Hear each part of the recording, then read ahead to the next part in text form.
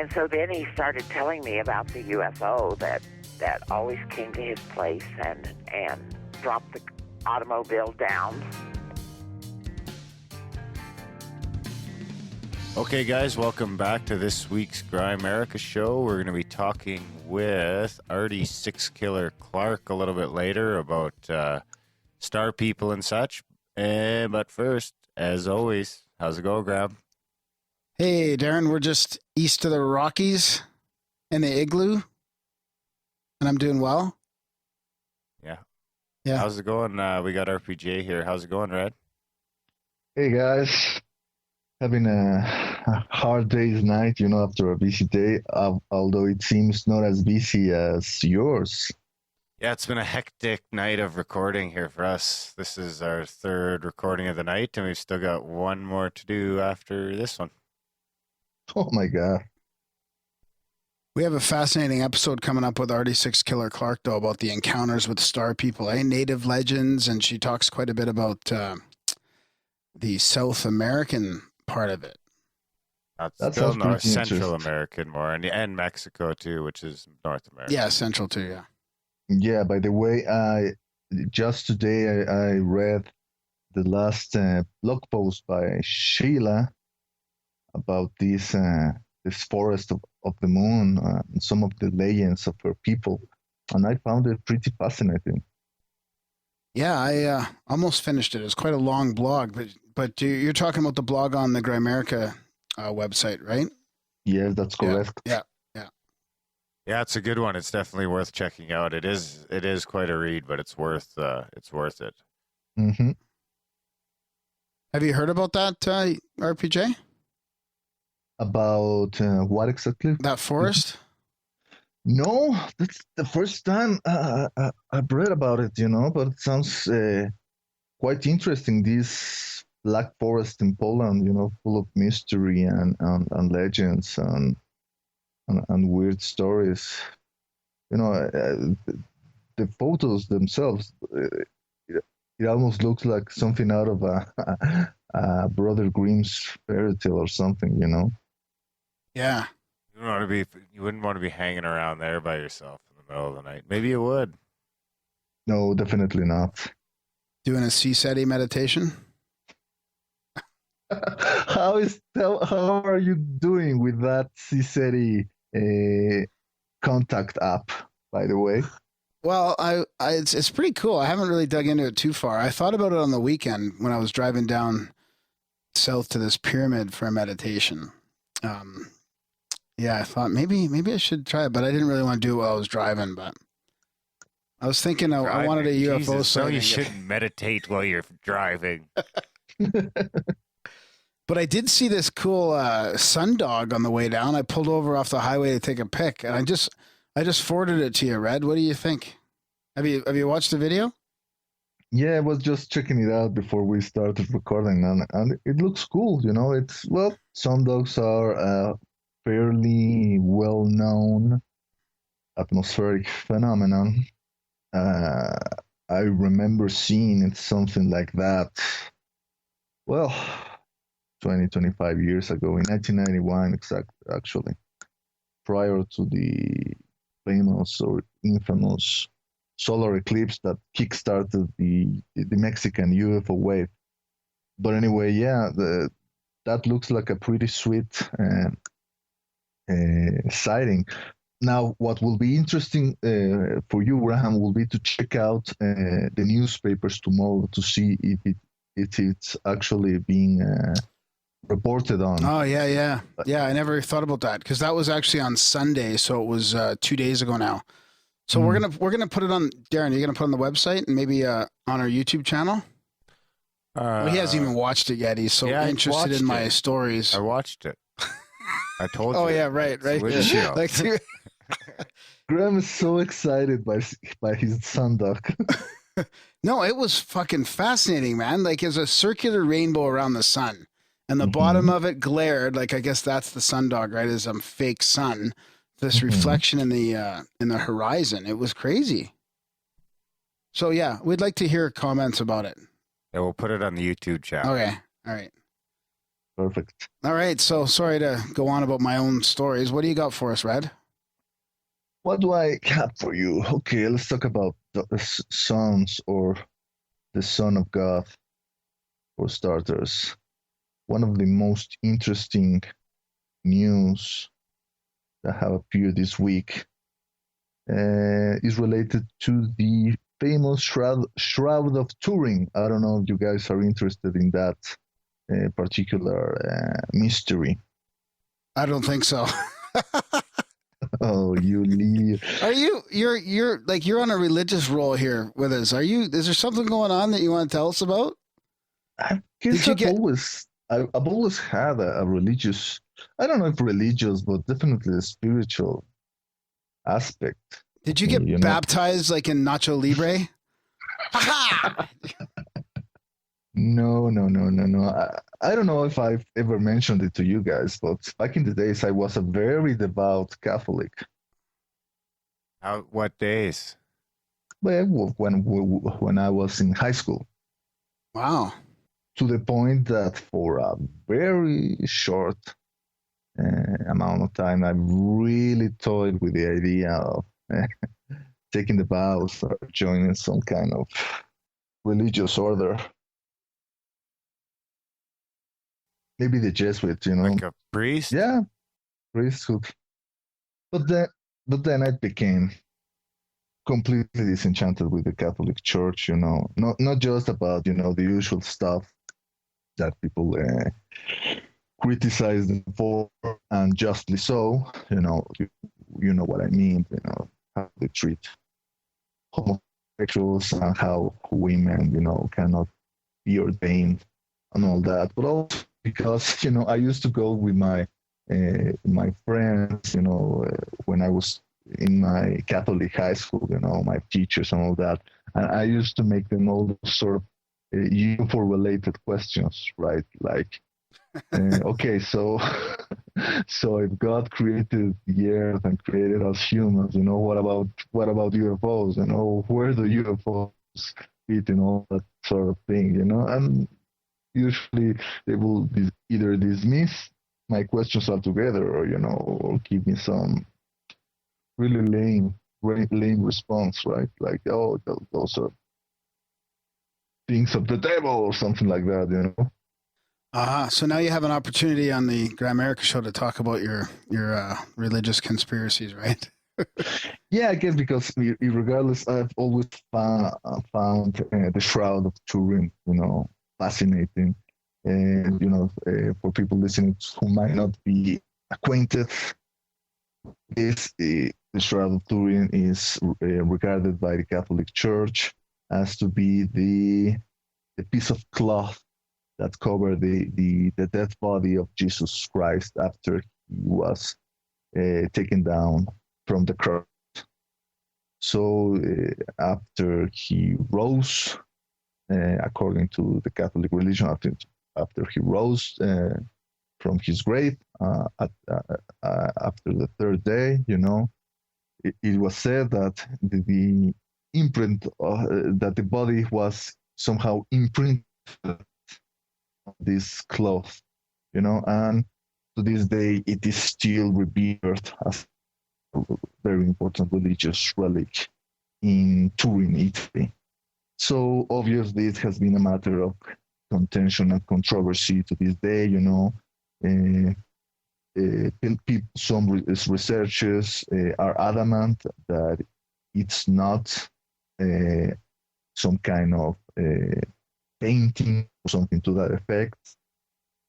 Skeptics obviously do not agree with that. They point out to a radiocarbon test that was made in 1988, which apparently showed that the Turin was only like 700 years old. So, in other words, it was some kind of medieval forgery. But then again, other researchers and scientists were not satisfied with that conclusion, and they pointed out that whatever kind of process that produced the image on the surface of the cloth, and it must be stressed out that this image is only present at the very top part of the cloth. Only a few microns deep. So it cannot be explained as some kind of pigment or paint that was somehow applied with a brush or something to that effect. And so there has to be some kind of process involved, some kind of energy which affected the shroud, somehow producing dehydration in the and now there is this guy, an Italian scientist by the name of, what is your name? Shit, I can't find him here. Alberto Carpinteri of the Politecnico di Torino in Italy, who has come up with this new theory trying to explain the energy which not only created the image of the shroud, but also affected the radiocarbon dating. He says that maybe it was a result of some neutron radiation, which was triggered after some kind of earthquake in the year 33 AD, which, according to the religious text, was the day when Jesus was crucified. Huh. And well, it's an interesting theory, somehow trying to explain away this mysterious energy, which somehow created this like a fingerprint, of the whole body of this 6 foot tall bearded dude, which to the Catholics will be the dead body of Jesus Christ himself. But obviously, no matter how much you will try to explain the processes that created this shroud, I think it's impossible to try to pinpoint it and to directly link it to the figure of Jesus Christ, who is still, a matter of historical contention, right? We really don't have hard, incontrovertible evidence that Jesus actually existed. Right, but is the phenomena itself strange enough, like not unexplainable? Well, depends who you ask to. To the skeptics, the shroud is a forgery, either a very clever painting, or I remember even that some people suggested that it had like the first example of a photography, like a photograph, right? Like it's how do you call it? Like the negative, but instead of being imprinted on a piece of paper or some kind of silver emulsion, it was imprinted on this piece of cloth. And some people even suggested that it was none other than Leonardo da Vinci, the one who created the forgery, for reasons that, well, we can only speculate about. But besides being a forgery, like let's assume it wasn't a forgery, then would it be unexplainable? Well, yes, because apparently the imprint on the shroud is only evident in the places where the body of the man that was covered with it, barely touched the cloth, So imagine yourself lying on your bed and then putting a sheet over you, right? Yeah. So you will know that the places of your body that will be most in contact with the sheet will be, for example, your nose, yeah, your forehead, your chest, and then other places will be less in contact with the shit, like, I don't know, your stomach or your guts, your neck. Your eyes. Yeah. Exactly. So that's like the logic the guy's proposing, a supernatural, if you will, origin for the shroud. And also that, some other people have studied the shroud and they have come to the conclusion that it really shows a very detailed and very, how do you call it, very accurate depiction of a man who was not only, beaten and tortured, apparently the man in the shroud has his nose broken.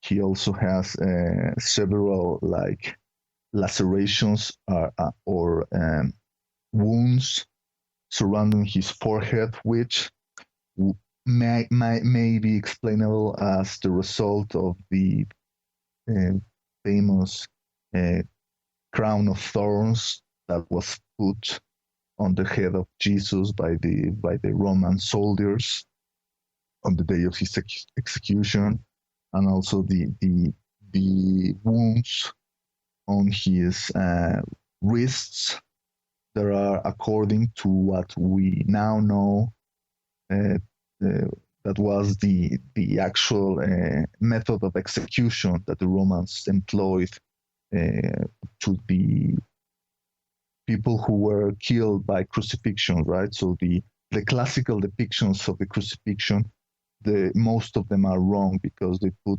the nails piercing through the hands of Jesus right through the palm of the hand. And we know that will be not possible because the weight of his body will have, made it'll pull out, yeah, the nail will have, go right through the bones of the hand. So you're saying it really goes in the wrist? Yeah. Yeah, you really need to put it on the wrist, the bones which are called the tarsus, if I'm not mistaken. So that will be the place where you will want to drive the nail through. Plus, you at least you bleed to death a little faster if it's in your wrist. Crucifying 101. Yeah, because the whole point of crucifixion, you got to get it right in between those two arm bones. Yeah. I mean, the point of crucifixion is that you want to keep the guy alive, prisoner, the guy alive as long as you can possibly, as physically possible. So the guys will last days, whole days,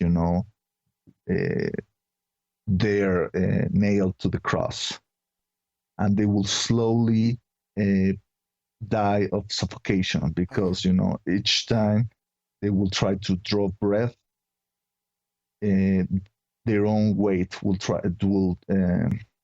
push through their diaphragm, and each time they will draw less and less breath. So it's even worse than death by hanging.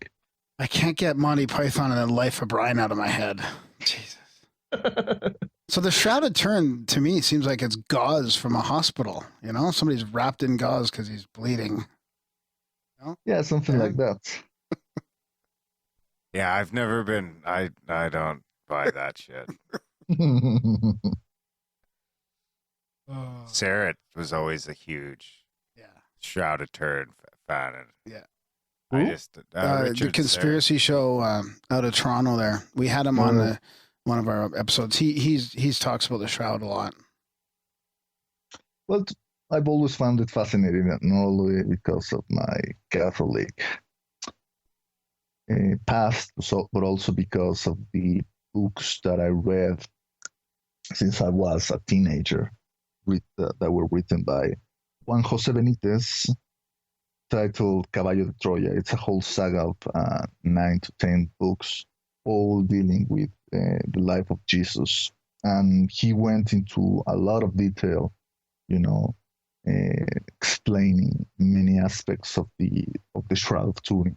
Was it fiction or fact? Well, Or not fact, but nonfiction. the guy says that, the core of this story is based on real facts, depending on how you want to interpret that. Although it's a very hard to believe story. It deals with this time traveling super secret project from the American Air Force in 1973 that sent two pilots to the time of Jesus. Now that's a twist. Yeah, that's a twist. And it all goes from there, Well, I've really liked those books because not only they are incredibly detailed in all manner of aspects, trying to depict, the customs and the technology of those years. You can almost it really is like a travel guide. It's written like the journal of the pilot who went to the time of Jesus, called Jason. So this guy is keeping a journal while he's traveling to all these places in Palestine in the year 30 AD, and they're amazing. Unfortunately, they're never been translated to English. One day, Juan Jose Benitez keeps telling that until Henry Kissinger is still alive, he will not be able to bring it to the American audience. Take that for. Hey, did you see the SETI people said they'll find alien life by 2040? Intelligent alien 2040? Life? 2040. That's what Seth Shostak said. Why so long? Well, it's just giving a number, man. I think, to me, it's like Ray Kurzweil saying that we will reach the singularity by 2025. 2025 or 2045? I think it's 2025. On 10 years. And then I'm sure that by 2015, he will say, you know what, I think that by 2045.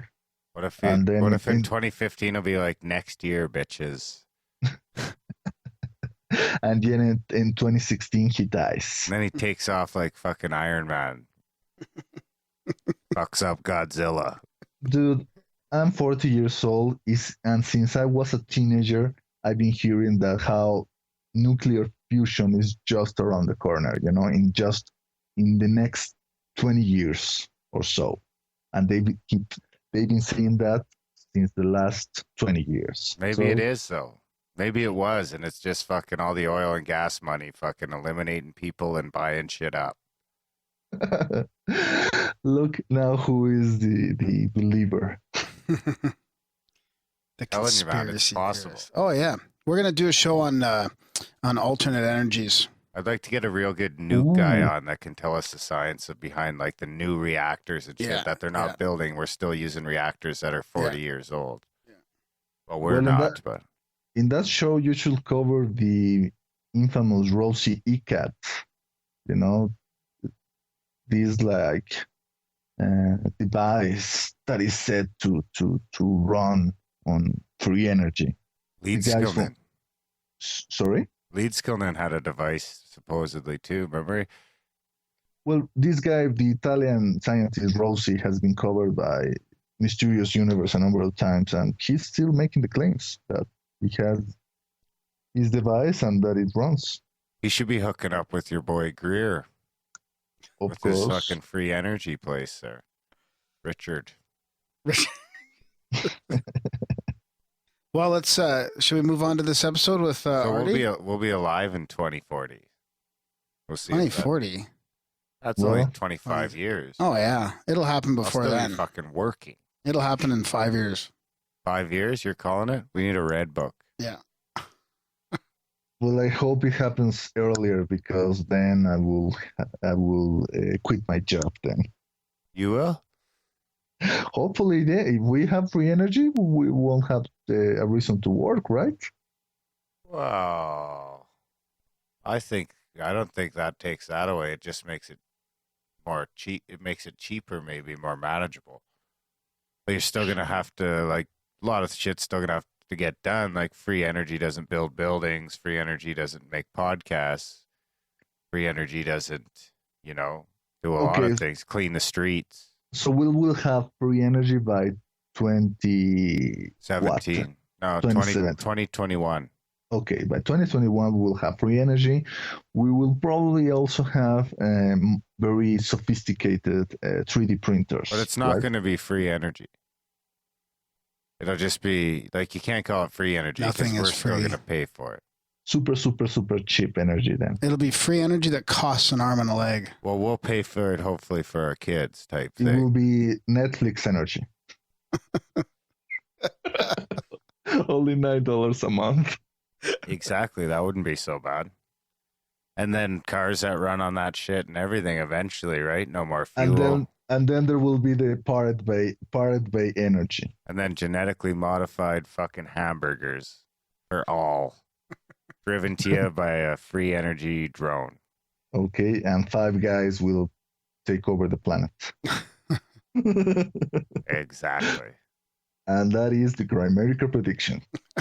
Sorry, I thought my prediction of 5 years wasn't for free energy, it was for aliens. So sorry. Fuck the aliens. I'll take you up on that. That's not happening. We want in 5 years. guys, not aliens. Zero chance that happens in 5 years. No, I don't believe it either. But I think we'll discover intelligent life or some sort of life on another planet before we find aliens visiting us. We will probably find signs of organic life in another planet, maybe in the next 5 to 10 years. It'll be baby steps, right? Organic life, and then aquatic life, and then, bipedal life. Some fucking crazy reptoids bust out of Europa. They're fucking shit up. I want to be alive for that. Yeah, you'll be alive forever. I will definitely like to see some probe, taking a video from the oceans of Europa. That will be very cool. Yeah. That might happen. Hey, your new iPhone can take picture underwater, Darren. Send it up to Europa. Fuck yeah, I'll throw it. I don't know which way to throw it. Is Europa Jupiter? I know where Jupiter is. I can find Jupiter in this night sky pretty quick. Yeah, it's one of the moons of Jupiter. I'll check it out with my telescope. Jupiter's got the coolest named moons. Europan. Here's Europan. Europa, Callisto. Titan, right? Oh. Titan, Saturn, I think. Yeah. Ganymede. Gaminis or whatever. Gaminides. Yeah. Sounds like a fucking pizza joint. All right, well, we better get moving on with this episode, Darren? It's getting late here. What do you think? Yeah, we should jump into our episode with Ardy Sixkiller Clarke. Thanks for coming on, Red. Anytime, guys. And you can enjoy the chat with Ardy, and we'll see you guys on the other side.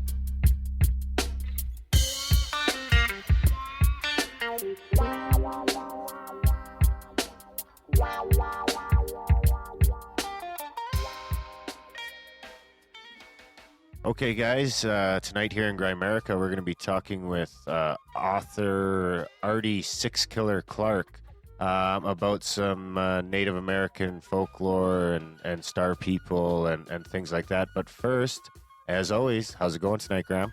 Hey, Darren, I'm doing pretty good, buddy. Other than running late? Yeah, good to be here. Yeah, I've heard Ardy on a few different podcasts and radio shows, so I'm really excited to have her on. Ardy Sixkiller Clarke is Dr. Ardy Sixkiller Clarke is a professor emeritus at Montana State University and has dedicated her life and career to working with Indigenous populations. She's been adopted by enrolled tribal members and given traditional names by 3 Northern Plains spiritual leaders, including the Blackfeet, that's the women with great knowledge, the Northern Cheyenne, I'll have to ask her, Cheyenne, Waxhaw women, and the Lakota Sioux, women who helps people. So, and she's got the latest book, which we're going to be mainly talking about here, is Encounters with Star People, Untold Stories of American Indians. So we'd like to welcome you to Grimerica, Ardy. Thank you. It's a pleasure to be here. Yeah, welcome to the show. I'm really looking forward to it. I'm actually myself. I've got a Ojibwe background. Oh, really? Yep. Yeah, out of Northern Ontario, but I've made my way out to Alberta now. Oh, so you guys are in Canada? Yeah, I'm a Canadian. Yeah, we're in Calgary.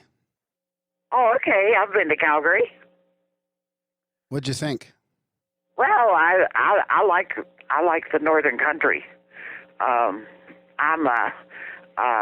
grew up, in North Carolina and West Virginia and the Appalachian and Smoky Mountains, but I fell in love with the Rockies many years ago, and decided this is where I'd make my home. And I get to Canada maybe once a year, and I love the people and I love the country. Oh, that's good. Yeah, you're just in Montana, right?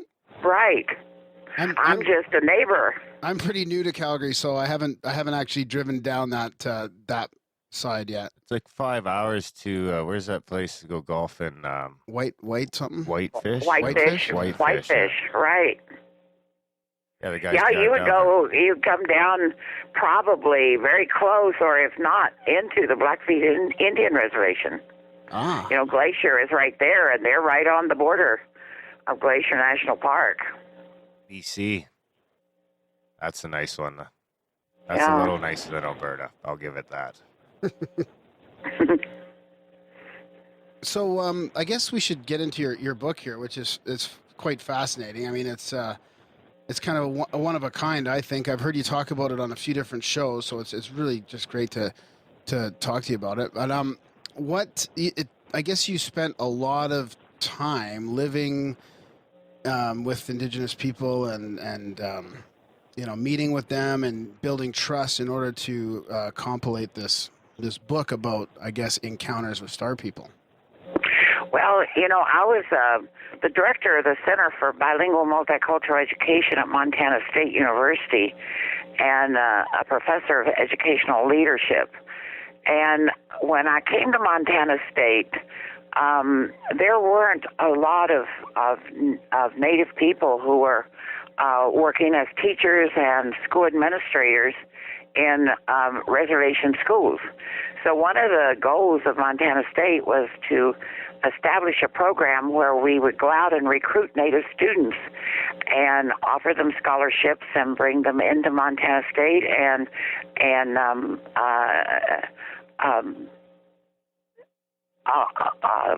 help them obtain degrees in teacher education, either in elementary or secondary. Secondary was really badly needed, and also school administrators, because most of the people who were working with the children were non-Indian, and we wanted to have role models in the schools who were Native. And so I spent a lot of time out in the field at different reservations over my 30-year tenure at Montana State, and got to know many people, and many places I went, I felt like I was going home, and I just became a part of a lot of the communities and participated in spiritual events and powwows and really got to know the people. Did you ever I was just thinking on the weekend there I was at a sweat lodge. Did you do I've been in many sweat lodges, yes. Yeah, yes. They're very powerful. They are very powerful. Yeah, we got a couple here locally that that we can go to. It's pretty cool. I want to take Darren one of these days. He's the, Well, we he's the even native, had and I'm one. the one going to sweat lodges. Well, we have over the years had a sweat lodge here, not on campus, but in the area of the university for students, and of course the students are the ones who initiate it. And we've had non-Indians participate, in the sweat lodge. Do you the woman who put on my sweat lodge on the weekend there? She was talking about a Sundance that she's been to a couple different Sundances. Have you ever participated in that, or do you guys have Well, those I've down never there? participated, but I've gone to Sundances. Yeah. I have a nephew who holds a Sundance now. He is a Sundance man, and he holds a Sundance at Cherry Creek in South Dakota every year. Oh yeah. And so, I'm very familiar with the Sundance. Is that the type that it would go on for a few days, and then there'd be people Yes. from the community coming in for healing and stuff like that? Well, this is the Sundances here, and my nephew is Lakota, and so they pierce and they dance for 3 days, and different tribes hold Sundances in different ways. Some just paint, some pierce, but the Lakota, still maintain their traditional ways. And there are several Sundances held throughout the year in Lakota territory. Yeah, that sounds interesting. I'd love to, obviously not really participate, but attend one or be part of the healing part afterwards. Well, people are welcomed, but you can't videotape, you can't record anything, you can't bring cameras, and that's a very strict rule, and because it is a religious ceremony, so it's very important. As long as you honor the spiritual traditions of the people, I've never seen anybody turned away. But if you don't honor that, then you are turned away.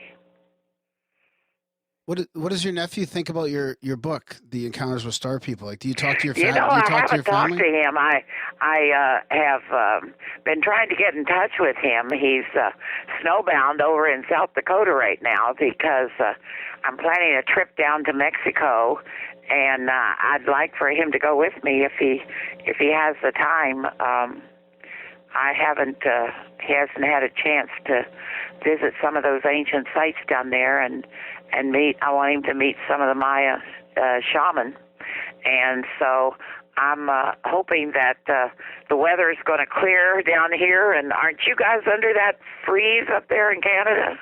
No, we actually just got out of 2 weeks of unseasonably warm weather. Well, we had that here in Montana, but last night it was 12 below. And we're expecting even colder weather the next few days, and we're under a storm watch right now. Yeah, I think we're supposed to get a little colder on Thursday, but I'm hoping we're done with the minus 30 bullshit. We had that about a month ago here. Last Saturday, it was so nice out. It felt like summer. I was snowshoeing in shorts.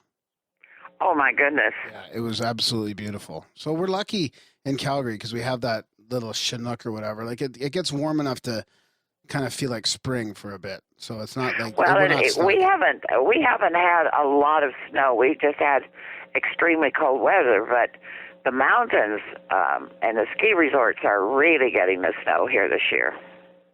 Yeah, I don't think ours are really. It's weird. We almost have more snow here than in the ski resorts. That's one thing I got to do still this year is go skiing. Yeah. We just want to see the snow in the mountains, As long as we get the snow in the mountains, we'll have water for the summer. Oh, yeah, right. So where are you going in Mexico? You're going to hit some ancient sites like well, Chichen Itza? I always go to Piste. I have friends in Piste who run a hotel there, and that's my base. And then from there, I'll go out into the small villages, and definitely one of my places to go is Palenque. It's have you ever been there to Palenque, Mexico? No, I haven't. Have you been, Darren? Yeah. Oh, yeah. No. Yeah. No, well, I meant Darren here. I think Darren, did you go? Where did you go? You went to Chichen Itza? I went to Tulum and Chichen Itza. Yeah. Yeah, and that's where Piste is. And I go to that village and stay in that village. And then from there, I just branch out. Palenque is a day's drive away. Uxmal, did you go to Uxmal? I'm not sure. I might have. So Palenque or Piste is the little town that's like actually the little town you drive through right before you get to Chichen Itza? Yes, Oh, yeah, then I've been there. I actually went for lunch at a little place there. But you didn't go to Uxmal, though, eh? I don't know. I'm not familiar with it. Uxmal Is that with the place is the with the ancient old city Spanish? that reportedly was built by a dwarf. I don't know. We went to one little town by there that had a real old Spanish church in it. Well, that could be any town in Mexico. Can you narrow it down a little I bit? can't remember. It was like the oldest one, maybe. Or I can't remember. There was something special about it. Anyway, it was part of the tour stop. I thought I heard that you were going to write a book about more of the South American. I am definitely. I'm almost finished with it. Oh, really? I started out when I was in high school. I was handed a book by a teacher, and it was called Travels. It was by a man by the name of John L. Stevens, and it was about his exploits with his partner Frederick Catherwood. And Catherwood was an architect by training, but they were actually the first people. They believed, they had heard these rumors of these ancient cities in the jungles. And so they set out on this mission to find them. And they set out in 1839. And they wrote 2 books about their adventures because they made 2 trips. And Catherwood made the most magnificent drawings of these cities that the world had ever seen. Well, world didn't even know these places existed. And I decided when I was a teenager that I was going to make this trip and I was going to follow in the footsteps of these 2 explorers. And as I gathered, over the years, I gathered these stories. And then, of course, you always hear this ancient astronaut theory that von Daniken came up with, that these cities weren't really built by the native people. They were built by aliens, that came to the earth and they built the cities. That the Maya and Aztec and Incas had nothing to do with it. Yeah. And he's made millions. I think he sold 48 million books to date, and he just keeps putting out books based on this theory. And so as time progressed, I not only wanted to follow in their footsteps, but I wanted to go out and see for myself if there was any basis for all of these things that he was writing about Native people. Yeah.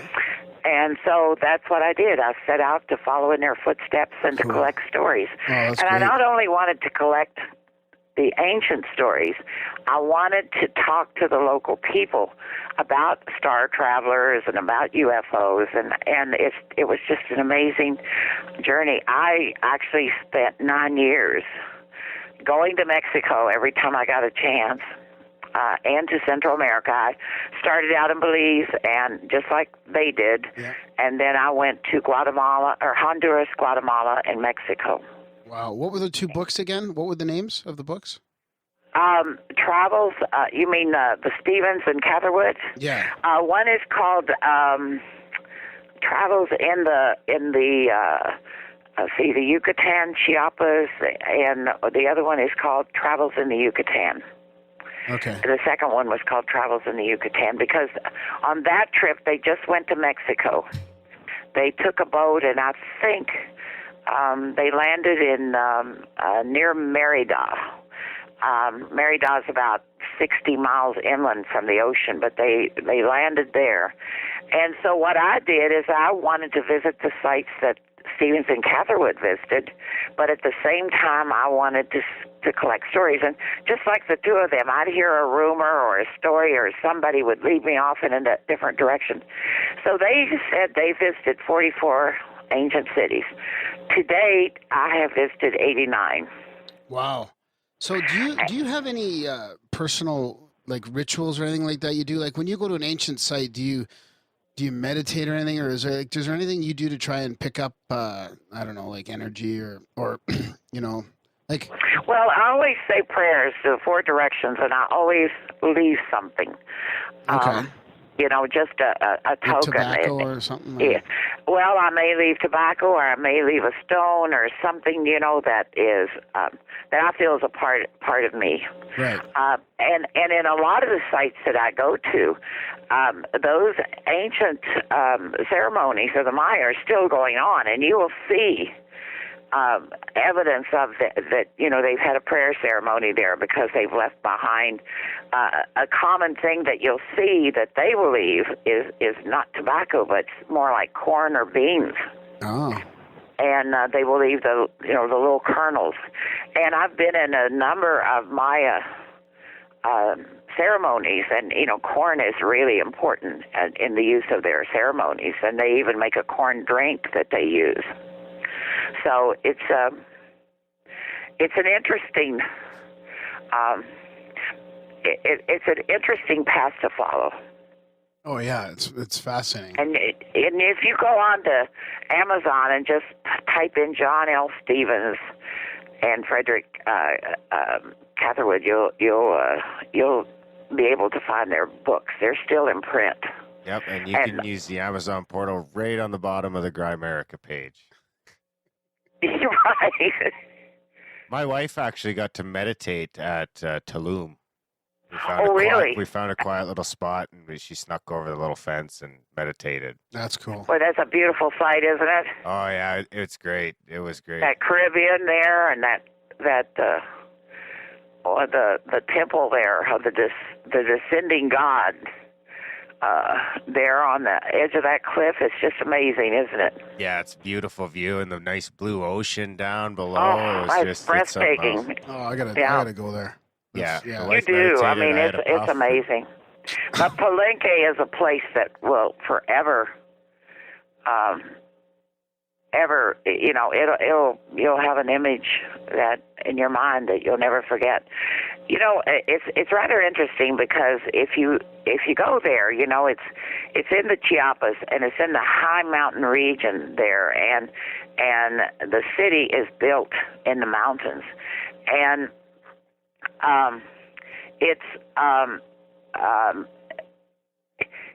just a magnificent city. I mean, it's just, you just can't imagine how beautiful it is against that dark forest, and here are these huge temples. And at one time, Palenque was painted red. And I was talking to a Hopi elder once, and he told me, he said, well, you know, the people of the Great Knowledge lived in the city of Red. Like the red ochre? Yeah, it was a red ochre. You know, a lot of those cities, now as you go to Copan, there's evidence there that they used mica with the gold. So can you imagine a city that they could see from miles away that just glistened when the sun shined on it, like it was gold? Oh, I mean, it was just amazing. So those places are amazing to see. So what's your favorite? Like, which one sort of sticks in your heart the most? Well, of course, I love Chichen Itza, but Palenque is probably my favorite place to go. Yeah. But there are some smaller sites too that are just amazing. I happened upon this one site. It's called Lambieto, and it is actually a Zapotec site up in. I drove up to Oaxaca, and went through San Cristobal and left Palenque and went to San Cristobal and then up through Oaxaca, and visited all those sites up there. Well, when you get up into that part of the country of Mexico, you're with the Maya. There aren't so many Maya there. They're more Zapotec and Mixtec and dozens of other tribes. And this Lamdieto is it's a Zapotec site, and it's right on Highway 170. I mean, if you weren't looking for it, you'd miss it. But somebody told me about it that I was talking to, about this city that was once built by a man from the stars. So I went to this village, and they told me the story about one day, and this was an ancient story, that one day a man came down from the sky on a beam of light, and he stood on this rock, and that he stayed there for several days, and then he took a wife from the local village, and he lived there, and he built this great city. And then one day, or when his son, he and his wife had a child, and it was a boy child, and when the boy got old enough, he took a wife, and when that happened, the man went back to this rock and stood on this rock and went back to the sky on a beam of light. And I was so fascinated with this that I had to go visit and talk to the people, and so it was, I ran on to college students that were concerned about environmentalism, that were out there. Their concern was the Maya, they will burn little patches of ground to grow their corn. And the majority of the Maya who live in Mexico still live the old way, of their ancestors. They grow little corn patches, and they cut out places in the jungle, and they grow their corn, and they live in houses that, without running water. Dirt floors.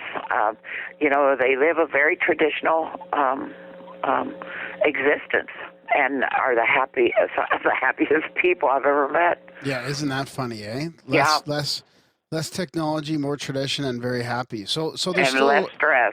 Yeah, and less stress. So there's still quite a few of them left. Then I thought I heard that. Oh yes. Yeah, I would actually. Well, there are about 15,000 Maya in about 15 million.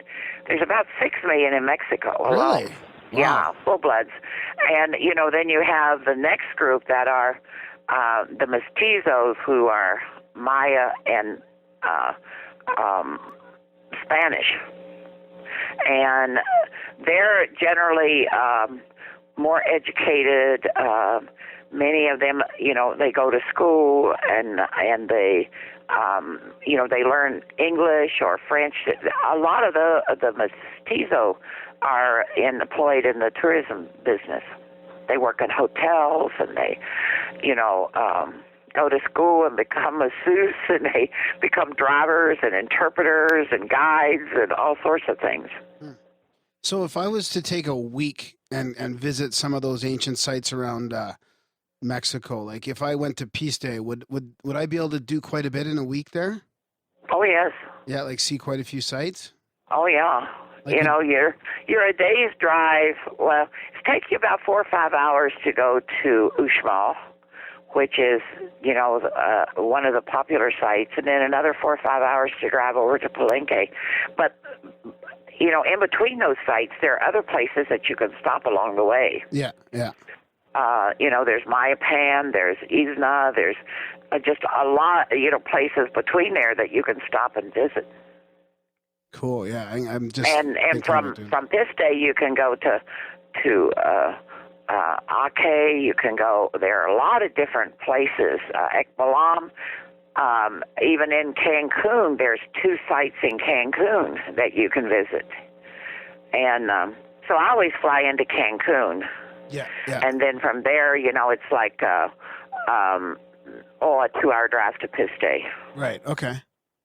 So, There's a lot of things you can do, and the prices are really reasonable too. Yeah. So, do a lot of the stories cross over? Like, do you notice a difference? There is a difference, yeah. In the tales between the North and the South. Yes, there's what enters in, I think, more in the among the Maya people is more a mixture of religion and superstition than you see among American Indians.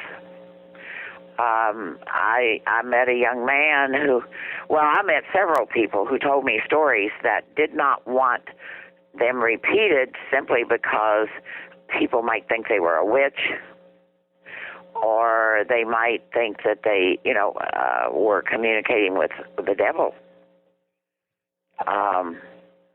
So just taboo. A lot of and sometimes they'll go, their evangelical religion is becoming very popular in some of those communities, as well as Mormonism, and although the majority of the people are still Catholic, there's been major inroads made with evangelicals and with Mormon faith. And I was in one little community of like 30 people where there was a Catholic church, a Jehovah Witness. Well, they don't call them churches. I forget what they call them, but it's some kind of a center where they gather. And there was a Mormon church, and 30 people lived in the community. And so there's a lot of missionary work going on in that part of the world. And so this one young man, I recall that I will tell his story in the book. He said that, his preacher would say that he was, if this UFO was from the devil, and that they weren't supposed to pay any attention to stuff like that, to flee those kind of things. And so and then I interviewed a priest who actually was encountered an alien being when he was a boy, and he told me that story. So there is a great variety in the stories that I got. I was able to get in Mexico and Central America. And you also got a lot of ancient tales, or what am I trying to say? Yes. Like tales handed down over the generations from there too? And that's what I tried to do. I always tried to tell. Like in Belize, there's a ancient site there. When translated, it means stone woman. Well, the story goes that back in ancient times, this young hunter went out to hunt, and at the base of the pyramid there was a cave, and standing there he saw this unbelievably beautiful woman, and she stood motionless, and she had this long flowing hair. She was dressed all in white, and he dropped his bow and he ran back to the village, and he told them about this magnificent woman that was standing there. And so the villagers all go out to see her, but she's not there. But as the years pass, they keep seeing this woman, and they say that some people say she ascends on a beam of light. Some people say she walks into the cave and she never comes out. Some people say she walks through the stone temple and they never see her again. And so these stories are traditional stories, and the town is like I say, when translated, it means woman of stone or stone woman. And so I caught up with help of my driver with a shaman who said, well, you know, she's from the stars. You know, there's no question in his mind. And he says, what happens is she's so powerful that when she has these red glowing eyes, and when she looks upon you, if you look upon her beauty, you know, she literally mesmerizes these men, and they don't know what they're talking about. But he says, I don't look at her. I just watch what's going on. I don't let her look into my eyes. And I saw her, you know, ascend into the sky, and then I saw this UFO fly away. And so it's not only an ancient story, but it's a story that keeps growing and changing with the decades, according to whoever tells it, which is what all stories do, you know. I mean, people add their own little version. So it was kind of interesting to see the development of that story and how it's changed over the years. And then you also have a mix of these people seeing modern, or, you know, reporting modern sightings, right? Yes, I do have that. You know, I have a story from, and it's interesting sometimes when you are talking to village people, because many of them have not always experienced some of the things. I mean, I've met people that have never been out of their little village, and you know, and they described one. These two women described the spacecraft as looking like they had seen these long tanker trucks, like that carry gasoline or fuel on the highways. And so they described the spacecraft like that. Well, that would be, you know, like a cigar shape that is very common in UFO research. But that's how they described it, you know. And I met one elder that had the most amazing story to tell of how he had been taken on board this craft that circles the earth, and he says on board this city in the sky, as he called it, people from every color, every language, all over the world. They live on this. They live in this city, and I guess it's like a big space station or something. Elysium. You know, the way he described it. Yeah. And he talks about that they started taking him when he was a little boy, and how over the years his role changed, and that the children that were there, as he aged, he became known as honored grandfather, but his purpose was always to teach them about the medicines and the plants and the flowers and the fruits and all the things of the Maya people.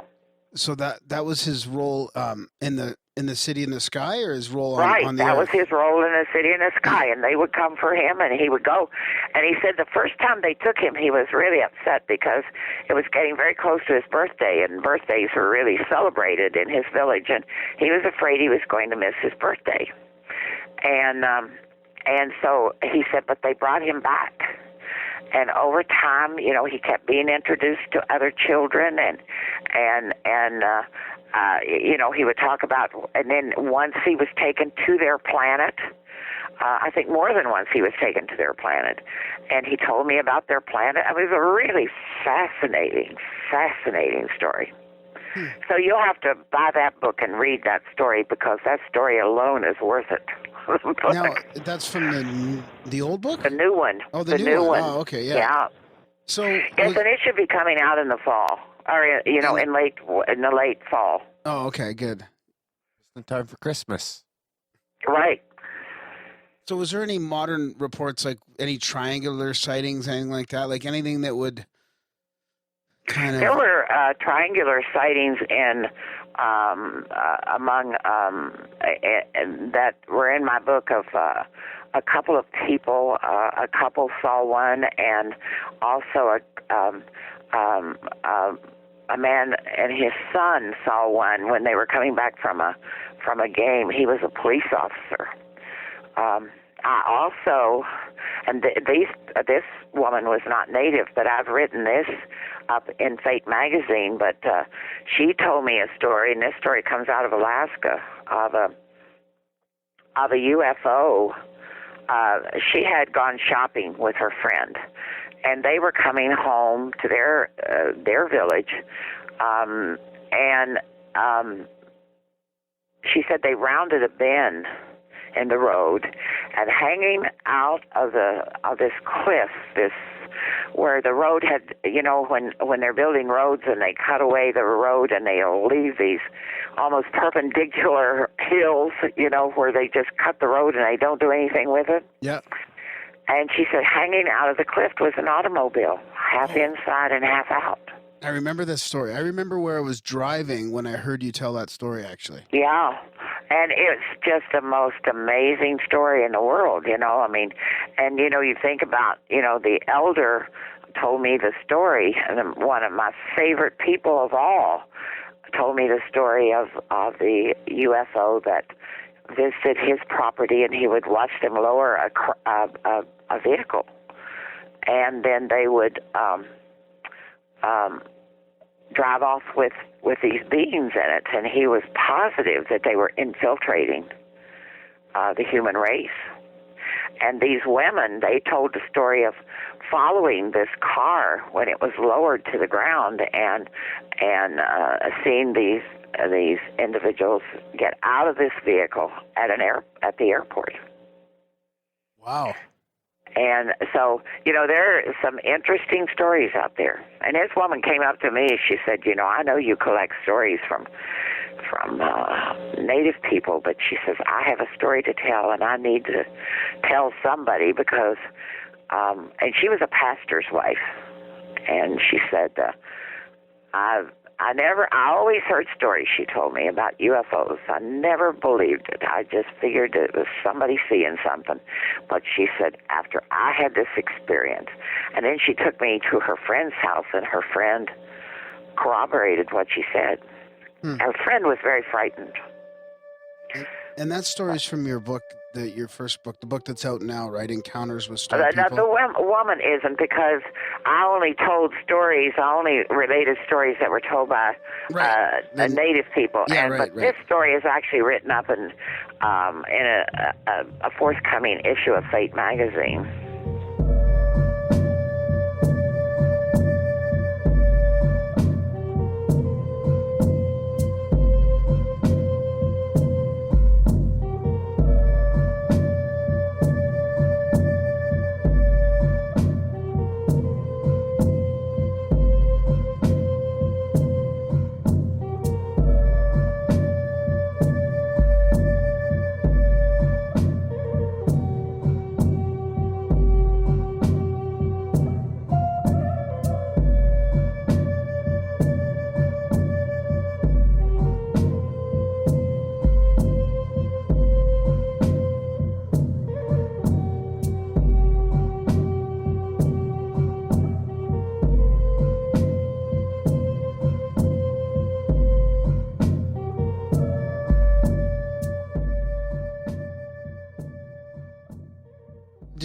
Were you sort of participating in the UFO community, like, decades ago, or when you sort of decided that you were gonna make this compilation, this book?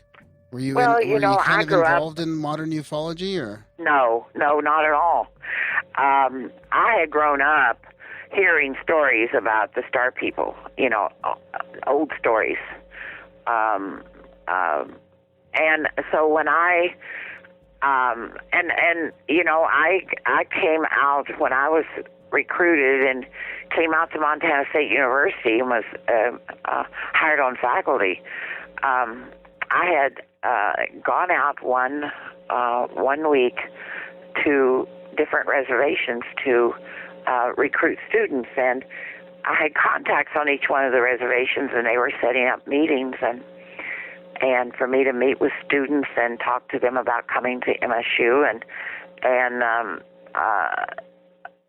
the man who set up the meeting for me on this one reservation, after we finished, he said, "Would you like to go to dinner?" And I said, "Sure." So we drove to a nearby community that had a restaurant, and we had dinner. And on the way back, he said, well, before you go on back to MSU, he said, do you have a few minutes? He said, I'd like to show you something. And I said, sure. So we went up in the mountains above his village, and he parked the car, and he reached over the glove compartment. He pulled out a pair of binoculars, and he said, if we're lucky, they'll come. And I said, who? And he said, well, the ancestors, the star people. And I was just really shocked because I thought, all these years, I thought I was the only one who knew about the star people.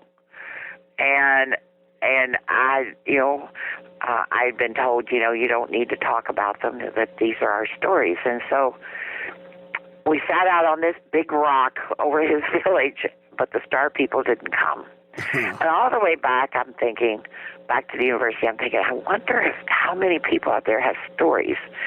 And so as I got to know my way around and visit with people, I started, casually. This would be, maybe if I stayed over a weekend, or maybe in the evenings, if I went out to dinner with a group, we would start, it would just be casual conversation. I'd say, well, do any of you have stories about star people or UFOs or anything? And so I just started collecting their stories. And that's how it became. And then word got around that I like stories about UFOs and star people, and so people would sometimes search me out and say, I have a story. Do you want to hear it?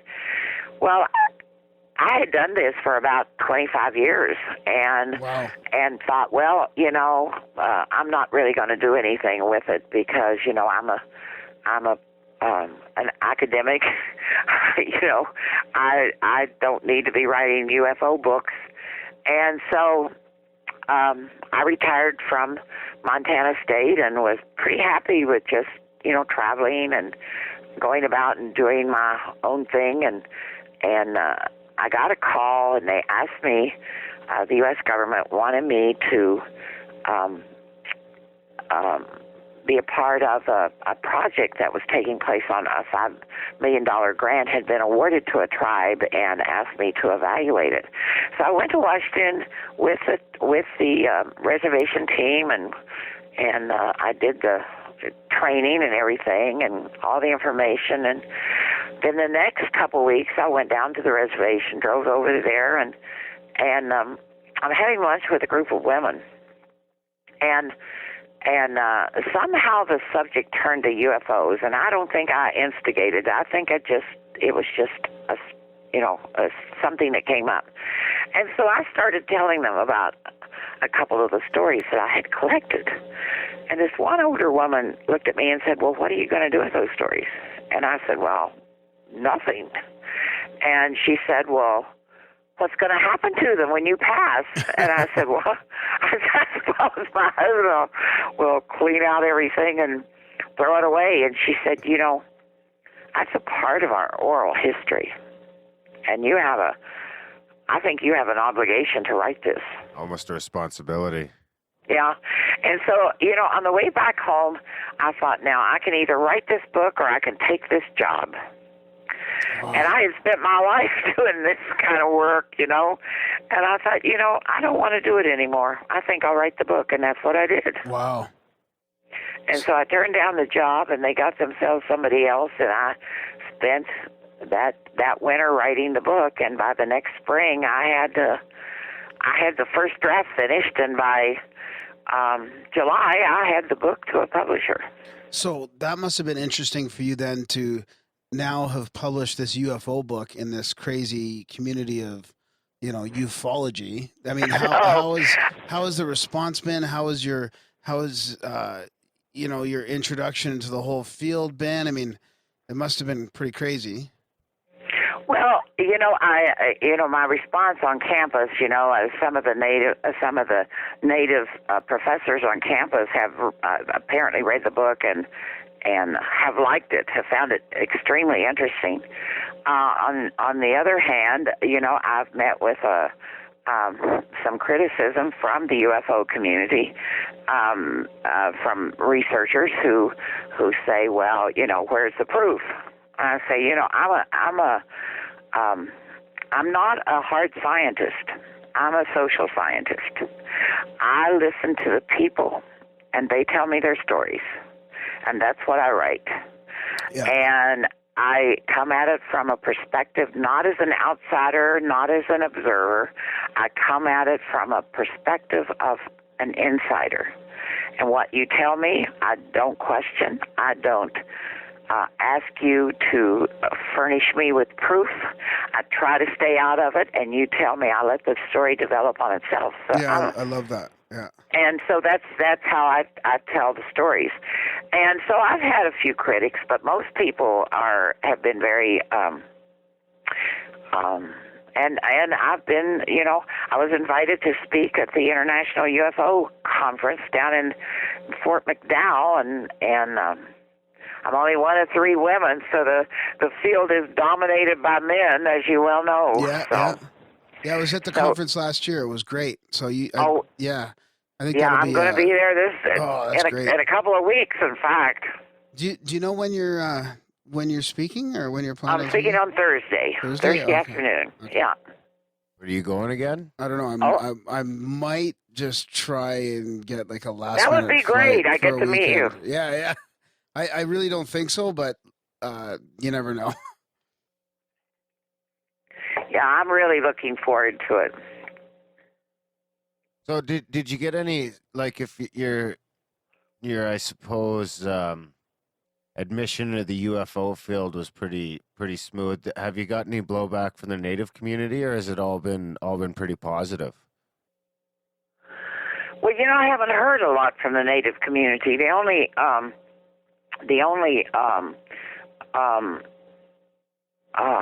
comments I've received have been from, like I said, my colleagues or at the university, but I haven't really heard anything from the Native community. I don't go online and look and Google myself, because if there's a lot of criticism out there, I don't even care to know about it.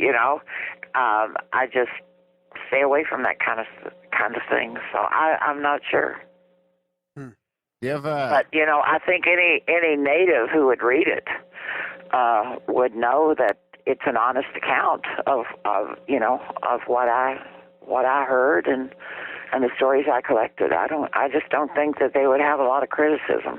No, obviously the people who told you the stories trusted you. Mm-hmm. And I think the Native community would recognize that. Yeah. Do you have a favorite story? I do. It's Leland's story. Leland he was an expert drum maker, and he lived in a very isolated section of the reservation. Had only been gone one time. He was drafted and was sent to war. And there were several of his friends that went to war, and he was the only survivor. And when he came back, he just never left the reservation, and he lived on his father's place, and he lived alone, and occasionally he would have friends that would drop in and stay a couple of weeks, and then they would go away, and then another friend might come, but basically he lived by himself. And I had a colleague that had ordered a drum from him, and he knew that I was going down to his reservation, and he said, if you have the time, I really would appreciate if you would go and pick up this drum for me. And I said, well, I'll do that. I'm sure I can make the time. So I got finished with my work on Friday, and on Saturday morning, I headed out for Leland's place, and I found him. And I had I told him I was there to collect the drum, and I had taken some food and things, which, it's an appropriate thing to do when you go visit. And so as I was having coffee with him, he said to me, there are many strange things that happen in this country. And I was talking about the isolation of the place. How do you live here alone, and how long have you lived here, and all this kind of thing. And and so then he started telling me about the UFO that always came to his place, and who dropped the automobile down. And apparently one night he was in his kitchen watching out the kitchen window, and this car was stalled. And he said that the driver of the automobile came and stood outside his door, but he never knocked. It was like he didn't know what he was supposed to do. So Leland opens the door, and the driver indicates he wants him to follow him. So he goes out, and the car has a flat tire. And so he motions to them that they're going to have to get out of the car so he can jack it up. And he said the women were really dressed, with these high heels and these dresses on. And he said they clustered together. They wouldn't come near him. And that he said they kind of walked funny, like they'd never worn high heels before. But anyway, he gets this tire repaired, and the driver gives him $10 silver. And I said, well, do you have them? And he said, well, I took 9 of them into town, and I got money for them, but I have one. I've kept one. And so he pulled it out of his pocket, and he showed it to me. And he said the fellow who gave me the money said he would take all he could get, but he said, I've never had a chance to get any more.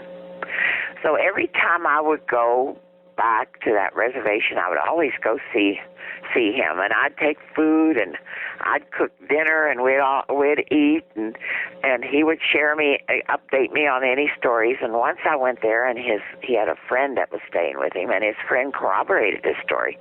And in fact, they had a sighting that both of them told me about just a week or so earlier. And they said, well, we'll wait tonight, and we'll see if they come. And of course, by midnight, I had to get back to, it was about 60 miles to the school district where I was working. And so I went back to town, and several months later, I was back there, and Leland had passed, and had the elder who was with him said, Leland really loved you, and he said he left something for you, and he gave me that silver dollar. Oh, wow. That had been to the stars. So that's one of my favorite stories. Oh yeah, wow. Another one was an elder named Chauncey who said the legend was that he had shot an alien. And his granddaughter told me about him. She was one of my students, and she said,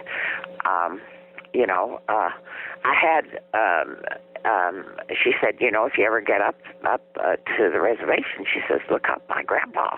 He'll tell you his story. And of course, he told me a story about an alien trying to steal his dog. And, it was one of my favorite stories because I'm a real dog lover anyway. And so he said that when he heard this, his dog took off at night around the cabin, and so he went searching for his dog, and he saw this man leaning over his dog, and he thought that the man was doing something to his dog. He said, I didn't shoot him, I shot above him. And he said, here this what I thought was a man stood up, and he describes him as wearing silver pajamas and kind of glowing, and he says, he told me that he was from the stars. And so he walks him around this butte to where his little craft is parked, and he said that that this alien told him that, you know, there was another ship in the sky that was waiting for him. And he asked him if he could take his dog. And I said, what did you do? And he said, well, I just put my gun and pointed my gun, and he knew what I meant. But he says he comes back, and every time he comes back, my dog Blue, he's afraid. And he said if he ever got a chance, I know he would steal my dog. Well, he died a couple of years later, and I went up to his funeral, and when his granddaughter, after the funeral, they buried him in the backyard along with his other family members, and I go back there, and this dog is lying on his grave just mourning. And so I said to his granddaughter, I said, you know, what's going to happen with Blue? And she said, well, we're going to leave him here for the night. She said, and let him grieve, but then we'll be back tomorrow because my kids really love him, and we'll take him home with us. Uh-oh. So all the way home, I worried about this dog. Yeah. And when I was back, I had to go back up around Christmas time, and I saw her, and she was standing out in a recess with the kids. And so I stopped the car and went over, and I was talking to her, and I said, you know, well, whatever happened to Blue? And she said, well, you know, it was the strangest thing. We went back out there the next morning to get Blue, and she said we searched and searched and searched, and we never did find him. She said, I guess he just went off someplace to die. and I'm thinking, oh, no, he didn't, you know. And so there was some wonderful stories like that, and they're all in the book, Encounters with Star People.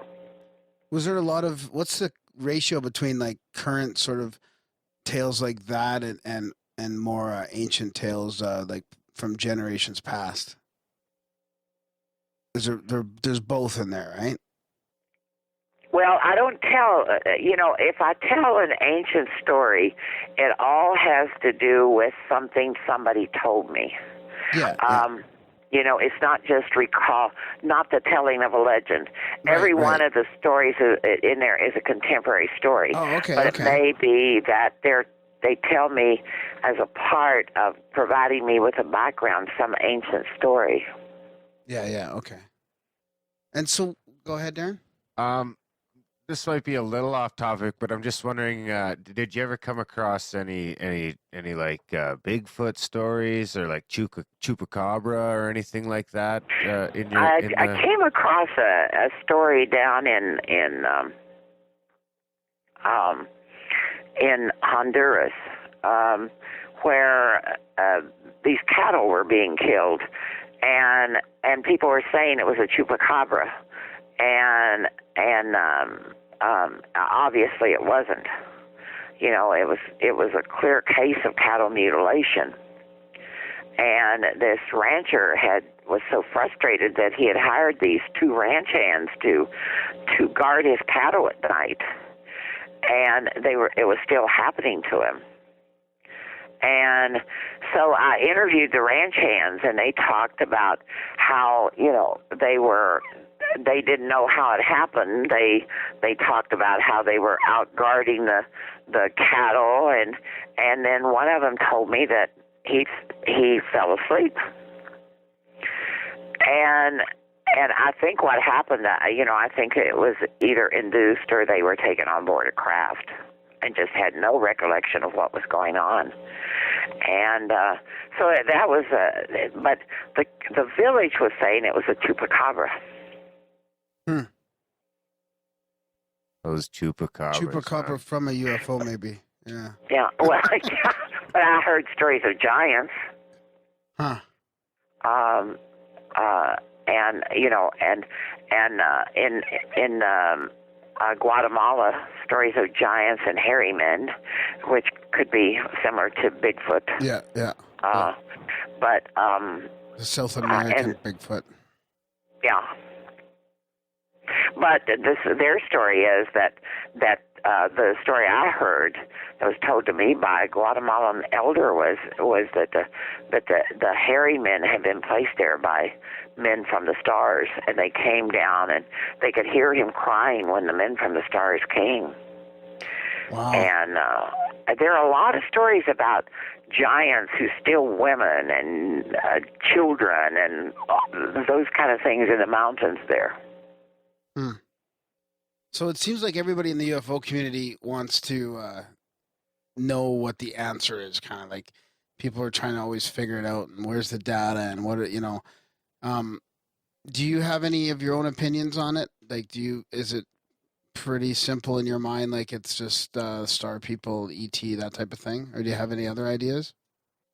Well, I think that this planet is definitely being visited. And like many of the people I spoke with, I think that there are several different groups that are visiting this planet. And I think some of them are not here in our best interest. Right. And some are? And some are, yeah. Yeah. And one elder that I talked with told me that there was an understanding among the star people that they were not to interfere. They could observe, they could visit, but they were not to interfere. But then on the other hand, he said he was told that there were violators who didn't respect those rules. Yeah. And they were the ones that were responsible for the abductions. They were the ones that were infiltrating and coming in. And I had one elder tell me that there were civilizations so advanced that people could take, the beings on that planet could take any form that they wanted to. They could be an animal, a rock, anything, yeah. and that they could be standing right next to you. I had another elder in Mexico tell me about the people that they come every 16 years, and he said they will be back in 2016, and that they work alongside of scientists and very important people and help them in discoveries, and they do all kinds of, well, we sure need some help. No kidding. Let's get them back here, right? What would you turn into if you could turn into something for a half an hour? What about you, Graham? What do you pick? I'd probably pick like an eagle or a bird or something like that. That's what came to mind. I'd pick my dog. She's got the life. She's pretty spoiled, I take it. Oh yes. Maybe I just turn to the moon for a half an hour. What about you? The moon? Yeah. Oh, I guess you could. Yeah, you don't. It doesn't have to be living, right? You could be inanimate. Anything. So what would be on your dark side or the back side of the moon then? That's where I'd hide my grass. Oh my. So what else was I going to ask you? I had another. Oh yeah. Did you notice any? Like obviously you've read and written and heard about all these tales. Did you notice any trends at all? Like any seasonal trends or astronomical trends or anything that kind of made you think, oh, there's something sort of consistent going on? Well, I think that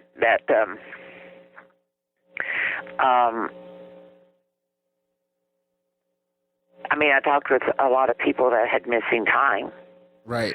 So obviously something was going on there. I talked to people who said, a number of people who said that the beings they encountered were more like scientists, that they were here taking samples of the earth, getting plants and different things. They were scientists studying the earth. So I think those kinds of things. And then I talked to several people that said that the earth was being infiltrated by beings that could make themselves look like humans. Yeah, yeah. So that's interesting because that's a mythos or a meme that you hear outside of the native community in ufology, right? So that's interesting how you also hear that from the indigenous people. The shape-shifting.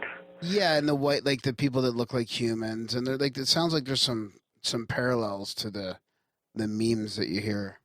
Yeah. These are people that probably aren't watching as much, TV or listening to Coast and stuff like that. Well, and that's true. So many of the people I interviewed didn't even have television. What was interesting to me is like, I think it was something like almost 70% of the people that I talked to in Central America and Mexico had cell phones, but they didn't have TV sets, Right. And of course, TV reception in those areas, they just don't get it. And then occasionally you'd run across one and be a little black and white television set, And of course, it depended on the community. You get into Mexico where there's more opportunity to work in the tourism business, and there's more opportunity for different kinds of employment in some of these little villages where there are these ancient cities, and you find people have a few more things, than other people do. So is there anything else that you'd like to talk about before we start wrapping up the show, Ardy? Well, I can't think of anything. It obviously, what I'm writing about is a different look at UFOs and UFO experiences, and it comes from the worldview of Indigenous people and people who not necessarily have had as much interaction or exposure. Not with or have television or movies and so their perspective is unique. Yeah. No, I totally agree. I think it's a great view or a great look at the UFO subject. Yeah. It's less of a. There's less. Seems like it's. I don't know what the word is. It's almost a more natural or organic or something. Yeah, there's something. It's less embedded into their culture as it is a lot. Well, of the it people hasn't been influenced by media. Yeah, exactly. It lacks that the honesty that a lot of accounts, that you can say, oh, well, they heard it from here, and many of the stories are just so unique. And I never questioned that I was being told the truth by the people who told them. Yeah. And there was a different attitude too, at least among Native Americans, is that there wasn't the fear that you often find associated. Of ridicule and all that, yeah. Well, not the fear of ridicule, because most of them didn't want to. They didn't want anything to do with somebody finding out who they were, because their biggest fear was that somebody would come there looking for them, and there'd be, all these people roaming around, the reservations, and they didn't want that. Oh, I see. But, so what was the fear? Last time a bunch of people were roaming around, it didn't work out so good. Yeah, they just didn't want that, and they just, would rather remain private. But they didn't have the fear often associated with people seeing UFOs or encountering star beings. Oh, the fear of the experience itself. Right. Yeah, right. Okay. So that was a unique characteristic. I think in general, a fear of the unknown was less prevalent in that culture. Well, because a lot of the spirituality deals with the unknown. Yeah, open-minded. Yeah. Right. Huh. That's interesting. Where can people track you down if they wanna read a little more about you, or do you have a blog or Twitter or Facebook? Well, or I have a web that? page that www.sixkiller.com. Okay. And my book is available at Amazon. So if they want to, And by the way, my book has actually been published in Japanese, which I just find so amusing. You know, That's great. Yeah. that here I have this copy of this book that of my stories. Of course, can't read a single word, but it's just fascinating to have a copy of it. You know. Yeah, it's pretty looking too. Yes, right. And you're also going to be speaking, as we talked about, at the 2014 UFO Congress in just outside of Scottsdale at Fort McDowell, right? Yeah, and that's Yeah, coming and- up soon. So we'll link to that in the show notes for sure. And I'll try to be available and visit with as many people as I can. So if anyone's coming down, just look me up. Yeah, that's great. That's what I love about the conference is being able to chat with all the speakers and the authors and meet all kinds of like-minded people. So I think you're really gonna have a good time. Oh, I'm looking forward to it. I've never been to it, I haven't, my work, as I say, has been in academia, and so I traveled to, educational conferences all over the world and was a speaker, but never anything like this. So it's going to be a new experience for me. Yeah, that's great. Well, that's great. I would like to really thank you for coming on. It's been a great time. We hope you have a lot of fun at the UFO Congress. Maybe you'll see Graham there. Okay. We'll make sure and link to everything in the show notes, and maybe when the new book comes out, you can come back to Grimerica.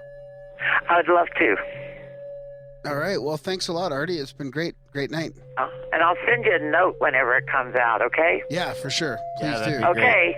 Well, Okay. thank you so much for having me. It sure has been a pleasure.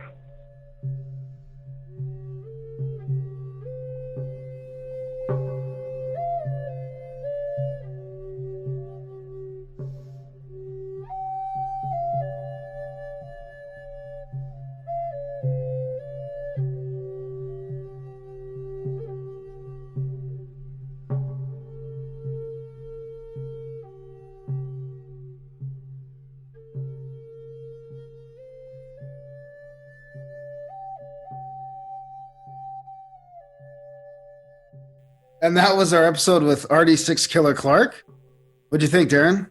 That was a good one. I was kind of looking forward to that one. That one kind of came together quick. We thought of getting her on, and then we had her on right away. So it's kind of neat when that happens. It's neat, but you don't have a lot of time to prepare either. I mean, I luckily we've heard a lot of her stuff before, so it was nothing new really. Yeah, and I've got a general interest in that sort of field already. What, being a native and all? You mean? Being a native and all, and plus, I've hummed and hawed about writing a book on, some almost the same sort of subject matter, but a little bit different. Yeah. It was cool for me hearing about Central America and South America, because that's a place I haven't gone yet. So I really want to plan a trip down there. That Mexico is still North America. And that's why I said Central and South. Okay. Yeah.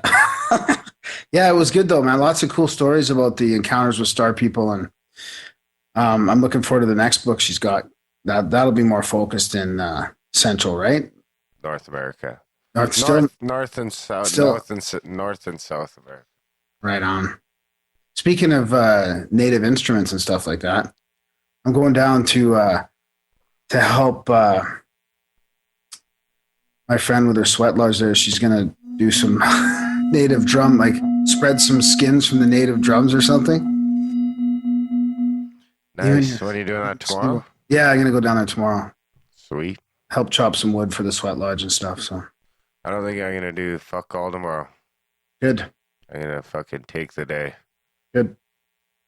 So we should probably, for the first time in our illustrious career here, we've got actually a bit of a lineup of guests we can kind of throw out to you guys, and you should actually have some fucking time to maybe get some questions in.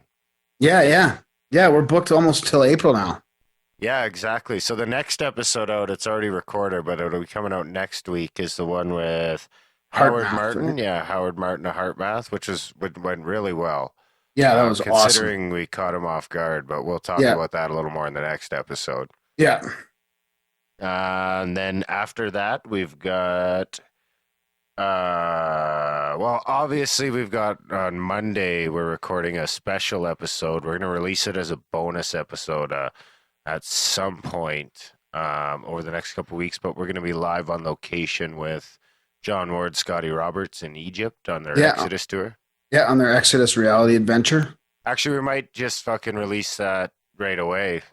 If we don't, maybe we'll just do it as just that. We'll kind of do a quick intro as we record it and just release it right away. Yeah, it'll be powerful enough on its own, I'm sure, to just go ahead with it.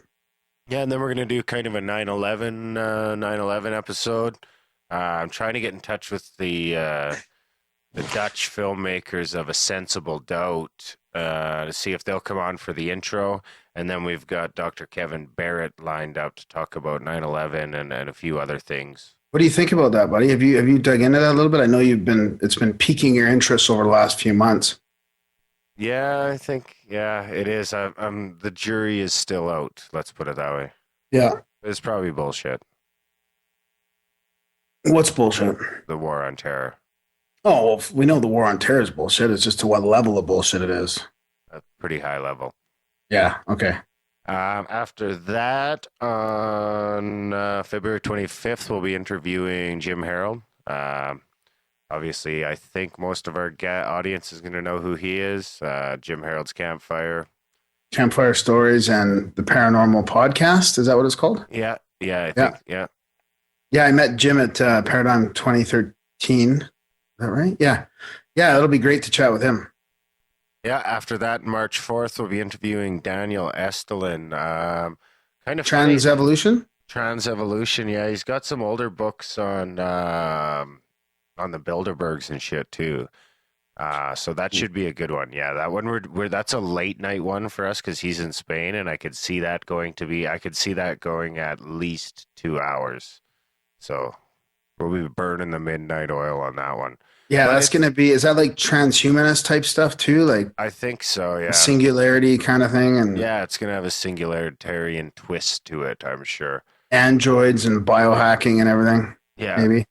So hopefully, I'm surprised I never heard of this guy. It seems like he's a pretty common name over in the rest of the world. Just kind of making his foray into North America. So. And Grimerica. Yeah. So you heard it here first, folks. And then one of my favorites is John Perkins coming up next. Yeah, the economic hitman himself on my birthday, March 10th. Nice. If any of you fuckers want to send me a birthday present, you can do so to the P.O. box. No coal. I guess that's more of a Christmas thing. Yeah. But anyway, yeah, the economic hitman, John Perkins, big guest for us, almost a bit of a mini milestone. Oh yeah, because I read his Confessions of an Economic Hitman probably 4 or 5 years ago, and I've got the Secret History of the American Empire, I think, and also Hoodwinked, and they're on audio. I've got them on audio now, so I'm listening to Hoodwinked right now. It's pretty cool. I just finished Hoodwinked. Yeah, so we got that on Audible, right? Audible.com. Yeah, I got Hoodwinked and Confessions on Audible. And yeah. I got Confessions, which for free. Well, I didn't, but you can get Confessions, or I didn't because I've been on Audible for a while. But you guys can, of course, get either one of those books for free. Great books. If you just put in audibletrial.com/Grimerica, you'll have to put in your credit card info, but you get a free book, free month. If you cancel within the 30 days, your card never gets charged. And you don't have to give back the book. You get the book. And if you decide to stick around, then Grimerica makes a buck. Not much, but a buck. Yeah, hey, look, this is what happens with me. I pay like a monthly. I end up paying a small monthly fee, probably no more than my Mysterious Universe Plus fee.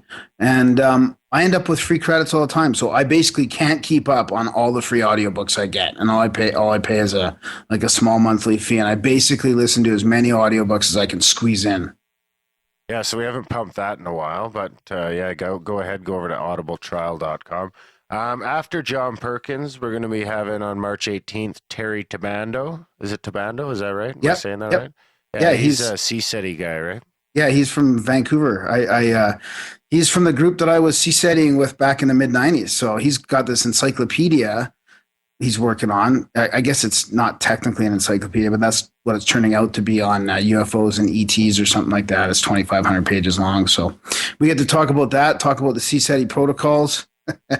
Maybe check out the app. One of Richard Greer's buddy. Yeah, so that'll be good. I'm looking forward to that. Yeah, and then we're working That's Steven, by the way. Yeah, I know. Okay. I'm never going to say Steven. After that, we're working on Tom Roberts, psychedelic guy, and the benefits of magic mushrooms. Yeah, and my Uncle Dave wants us to have on this other guy about mushrooms, too. Yeah, how mushrooms can save the world or something like that? Yeah, I contacted him, actually. Oh, yeah, so let's try and do a double shroom episode there. He still hasn't got back to me, but we'll see. Okay, so you might not have contacted him then. No, I contacted him on like his website contact form. Oh, okay. So there's no way to really like confirm. I don't really trust those things. Sometimes. No, I know, me neither. Whenever I use those, I don't seem to get a good response.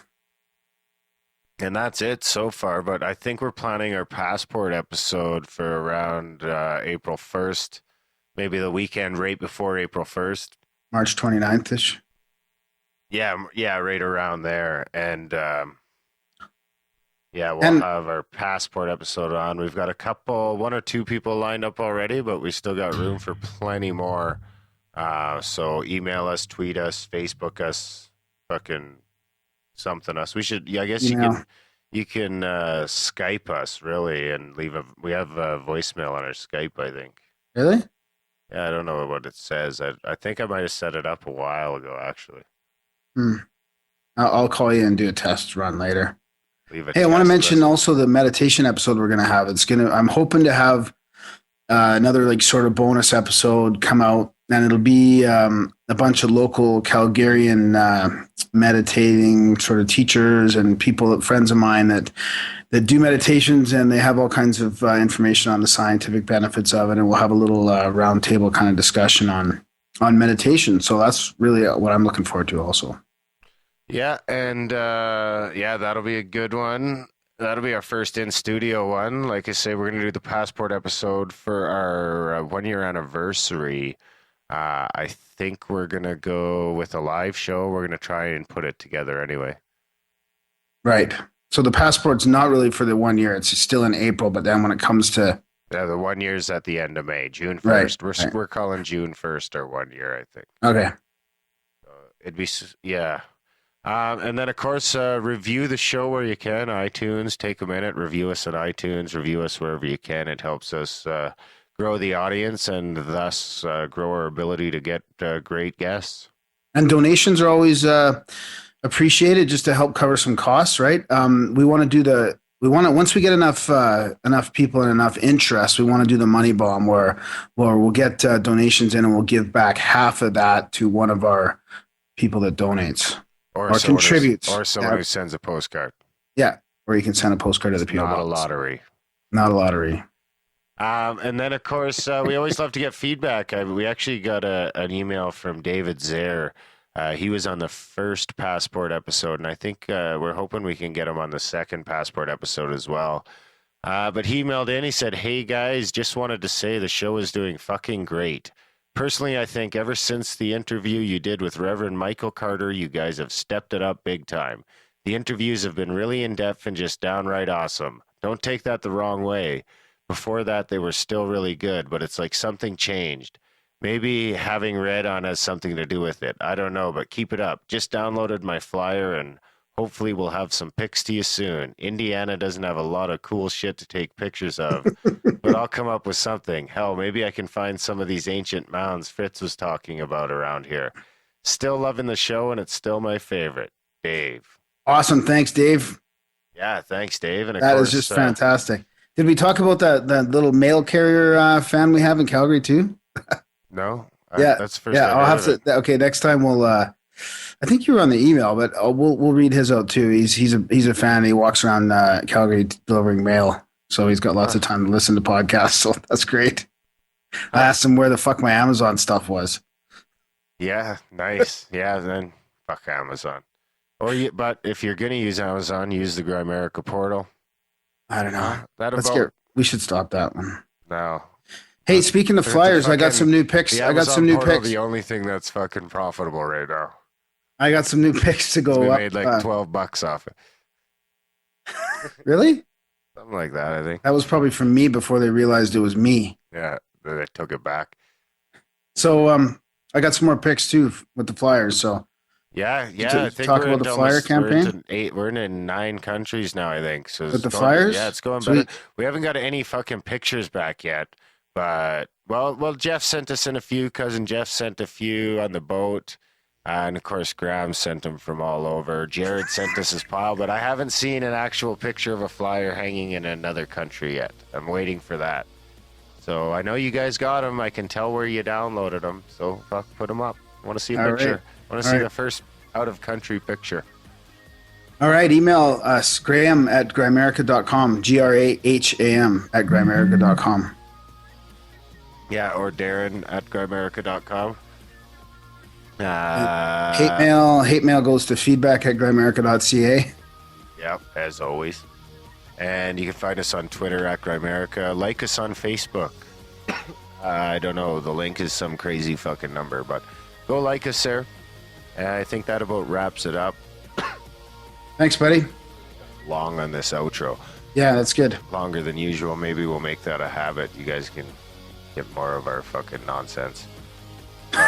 You'll find links to everything we talked about in the show notes for the most part. And the music. Didn't you find some native music in there? Yeah. All the music in this episode, I tried to put a bit of a native theme to what I could find. And of course, we'll link to all that in the show notes. Right on, buddy. Thanks, hey? All right, guys. Thanks for listening, and we will see you next week.